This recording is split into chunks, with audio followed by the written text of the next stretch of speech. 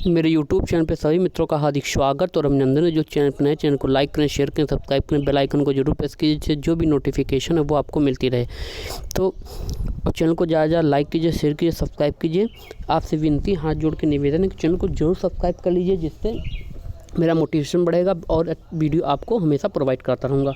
तो यहाँ पर हम बात करेंगे national institute of technology Patna.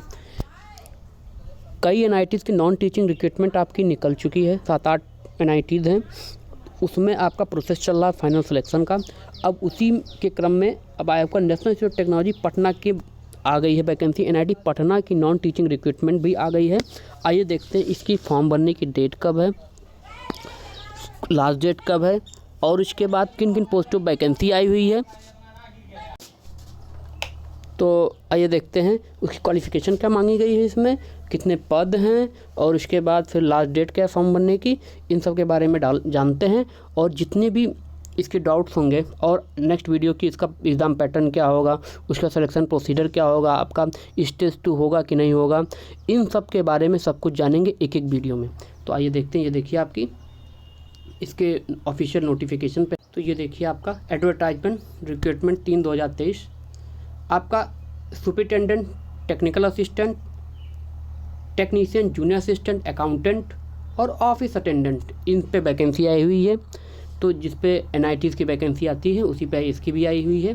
Superintendent में आपके 5 पोस्ट हैं और आपका जो पे लेवल है वो 6 लेवल 6 की सैलरी आपकी 4200 ग्रेड पे। फिर टेक्निकल असिस्टेंट 11 पोस्ट है इसमें, फिर टेक्नीशियन 18 पोस्ट है इसमें, फिर उसके बाद जूनियर असिस्टेंट अकाउंटेंट 6 पोस्ट है, ऑफिस अटेंडेंट 7 पोस्ट है। अच्छी खासी पोस्टें हैं। और उसके बाद ये देखिए आपका the candidate are required to submit the application request fee through online portal only www.nitp.ac.in। जो फॉर्म भरने का लिंक है वो डिस्क्रिप्शन बॉक्स में अवेलेबल है, वहाँ पर आप जाके फॉर्म भर सकते हैं। फिर उसके बाद आपका फॉर्म भरने की डेट है वो 7 नवंबर 2023 से 29 नवंबर 2023 तक इसका फॉर्म भरने की डेट है। मतलब आज 8 नवंबर है, 7 नवंबर कल की डेट से इसका ऑनलाइन पोर्टल खुल गया फॉर्म भरने का। आप लोग भर दीजिए फॉर्म, 7 से 29 नवंबर तक फॉर्म भरने की डेट है। उसके बाद आपके को क्या करना है कि after successful online submission of applicant a print out of the application form along with self attested supporting document and proof of payment is to be sent to the registrar national institute of technology Patna, Ashok Rajpath, Patna by speed post registered post only so as to reach on before 7 October 2023 up to 5 PM। तो आपको क्या करना है कि उसके बाद आपको जब आपका ऑनलाइन फॉर्म पूरा कंप्लीट हो जाएगा, पेमेंट हो जाएगा सब कुछ, आपको फिर उसके बाद इसका फ़ोटोकॉपी निकाल लेना है, सभी डॉक्यूमेंट्स लगा लेने, वो फॉर्म लगा देना। उसके बाद आप फीस पेमेंट की स्लिप लगा के उसको आपको रजिस्टर्ड डाक के माध्यम से या स्पीड पोस्ट के माध्यम से 7 दिसंबर 2023 से पहले आपको Patna national institute of technology Patna, इस जो पूरा ये एड्रेस दिया इस पर आपको सेंड कर देना है। ये देखिए आप लोग ओपनिंग ऑफ एप्लीकेशन 7 नवंबर से फॉर्म शुरू है, 28 नवंबर फीस पेमेंट की लास्ट डेट है और फॉर्म सबमिशन की 29 नवंबर है।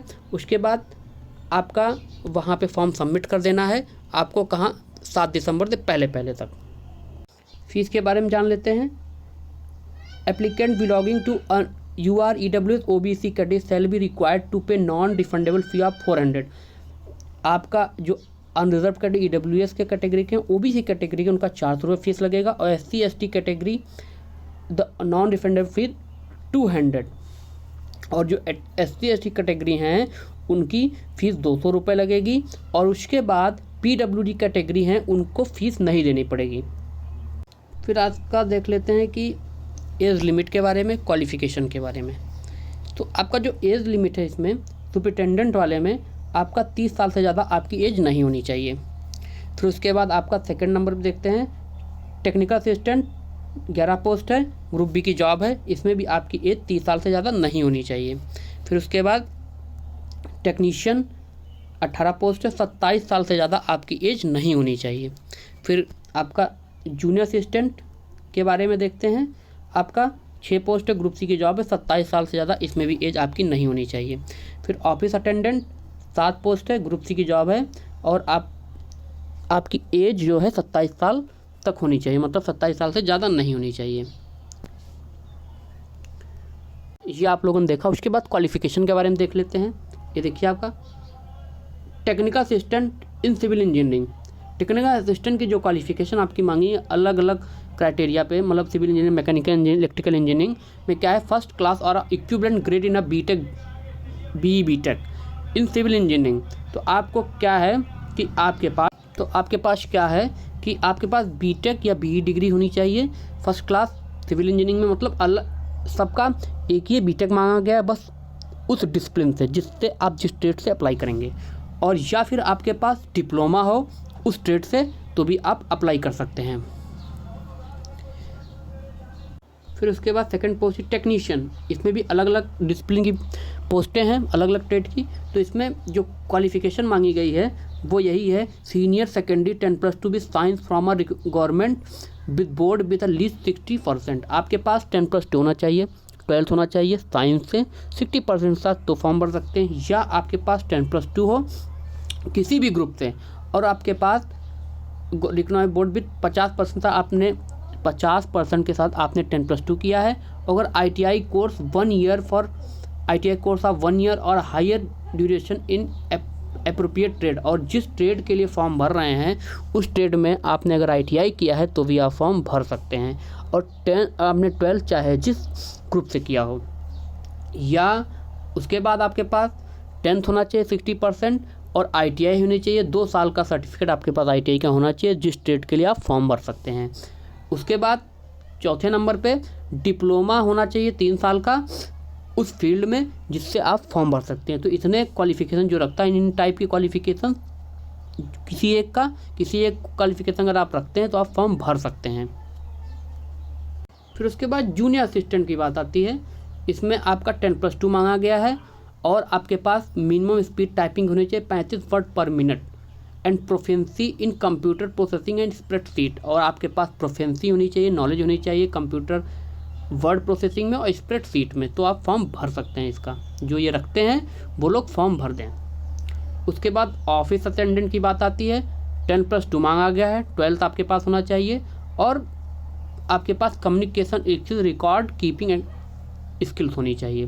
फिर उसके बाद सुपरिटेंडेंट के बारे में देख लीजिए। क्वालिफिकेशन क्या मांगे, फर्स्ट क्लास बैचलर डिग्री और its equivalent from a recognised university और इंस्टीट्यूट इन एनी डिसिप्लिन और master degree in any discipline with at least 50% marks और इक्विवेलेंट ग्रेड। तो आपके पास बैचलर डिग्री होनी चाहिए फर्स्ट क्लास किसी भी स्ट्रीम से, या मास्टर डिग्री होनी चाहिए आपके पास 50% के साथ किसी भी डिसिप्लिन में, तो आप सुपरिटेंडेंट के लिए अप्लाई कर सकते हैं। तो ये आपका क्वालिफिकेशन हो गया। फॉर्म भरने की डेट, कब तक स्पीड पोस्ट से करना है आपको जमा वहाँ पे, और उसके बाद एज लिमिट क्या है, आपने सब कुछ जाना। और सेकंड वीडियो में अब आएगा कि इसका प्रोसेस क्या है सिलेक्शन का, उसके बाद स्टेज 2 होगा कि नहीं होगा, और जो जानकारी होगी सब आपको अलग अलग वीडियो के माध्यम से प्रोवाइड कराते रहेंगे। थैंक यू सो मच, बहुत बहुत धन्यवाद। चैनल को लाइक करें, शेयर करें, सब्सक्राइब करें, बेल आइकन को जरूर प्रेस करें। थैंक यू सो मच, बहुत बहुत धन्यवाद। और चैनल का लिंक डिस्क्रिप्शन बॉक्स में अवेलेबल है, टेलीग्राम का लिंक भी डिस्क्रिप्शन बॉक्स में अवेलेबल है, उसको आप जाके ज्वाइन कर लीजिए। थैंक यू सो मच, बहुत बहुत धन्यवाद।